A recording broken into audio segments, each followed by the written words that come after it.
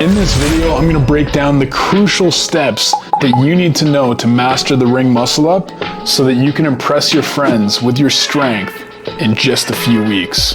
Some of you may already have the strength. Let's break through those mental barriers today. Many people struggle with the ring muscle up due to lack of strength, coordination, or technique, leading to frustration and stalled progress. The first thing we have to understand is the difference between the ring muscle up and the bar muscle up. And that is, with the bar muscle up, you're usually pulling in more of a diagonal plane of motion to create that C shape to get you over the bar, as well as using a lot of momentum via leg drive during the learning phase. But with the ring muscle up, this all changes.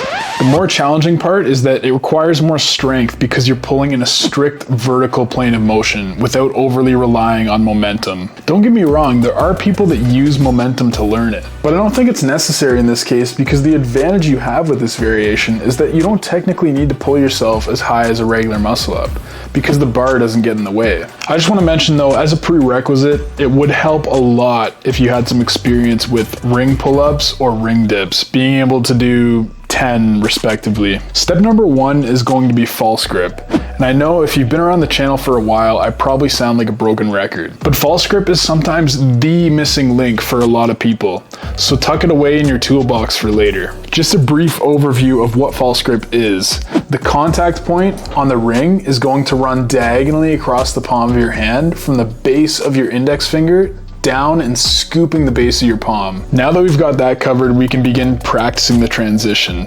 Once you've found your starting point, do 3 sets of 10 just to really prime the mind-muscle connection, but also build any strength that could be lacking. Begin by setting up the rings at about chest level with the straps set shoulder width apart. Common mistakes usually stem from body position in reference to the rings. You want to sit in an L shape and have the rings set just in front of your hip line. Practice the timing of ducking your chest and pushing through. You can adjust the rings up or down depending on the difficulty. But if that's too easy, obviously you can skip to the next step.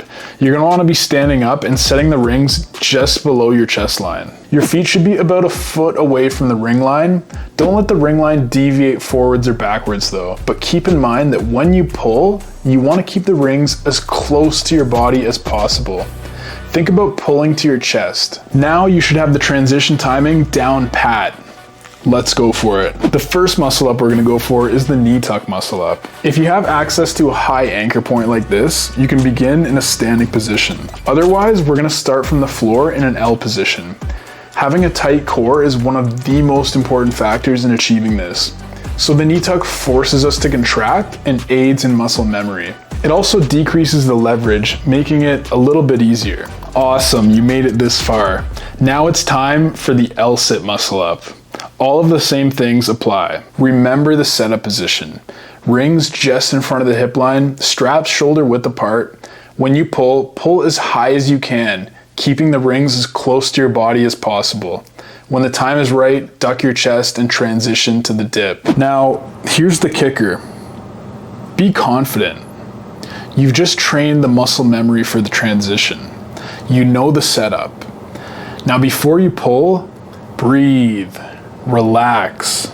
And I want you not even to think about pulling, but think about pushing through the dip. And soon I hope that you'll be able to achieve your first ever muscle up. Hey guys, this content is 100% free. All that I ask is that you drop a like, a comment, or subscribe so that this video can reach even more people and we can grow this amazing community. Later guys.